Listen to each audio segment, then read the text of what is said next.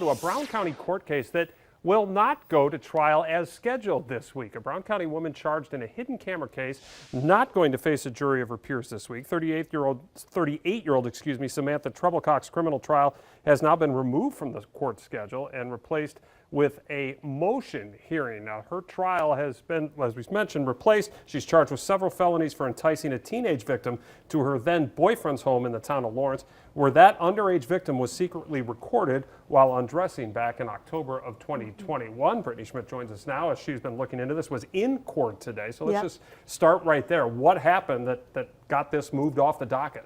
Right, so she's out on a $20,000 cash bond. She walked into court today with her attorney. She was there for the final pre-trial because her trial was supposed to start on Wednesday of this week. Well, it turns out that her defense attorney filed 2 motions just last week, so maybe 3 working days because of the long holiday.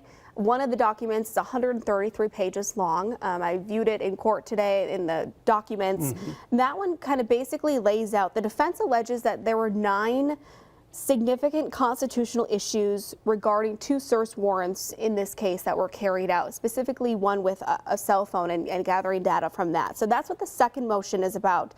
They're trying to suppress evidence that was extracted from the phones that the defense says they never got the entirety of the evidence given to them. Isn't that normal, though, in cases prosecution is required to kind of turn over the evidence? So what happened here? Yeah, and each of them do that, right? The defense and prosecution, they share it because that's what they're going to be arguing in trial.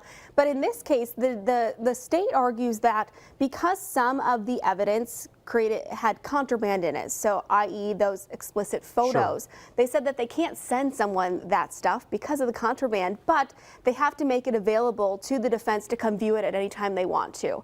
That was the possibility since 2021 when she was first arrested. The defense attorney could come look at the stuff, but the defense attorney now argues that the stuff in the documents that he's waiting for, that he wants to see from the cell phone that was extracted, he argues it's not contraband because of what happened in a federal case involving her co-defendant, her then boyfriend back in 2021, Michael Cannell. Okay, and his current status is what? And how does that bear on what we saw today? Right, so that's him there. That's the file video from before. Correct, and that was just a few weeks ago. We were there as he walked into the federal courthouse for his sentencing for an amended charge of possession of child pornography. So because of his case, so he was originally charged with 4 counts. He amended down to a possession of child pornography, and then he got a plea deal. And this was one of the reasons that he got a plea deal. We went through the court documents, and it shows that in federal documents revealed there was some concern over recent appellate court hearings and rulings that looked at these photos, like the ones Cannell took of this victim. And from that hidden camera. Right. And whether those recordings of the victim in this case constituted sexually explicit conduct. So did it meet the definition of child pornography? That was the argument in the federal case. That is part of the plea deal where he got 5 years, and now her defense attorney is saying, well, if they weren't child pornography in the federal case, why are they now in the state case? And that'll have to be played out. Okay, so as that plays out, what does this all do to the timeline here? So it pushes it way back, right? Yeah, quite a few months. I was shocked that they said April of 2024 is when they'll have a motion hearing.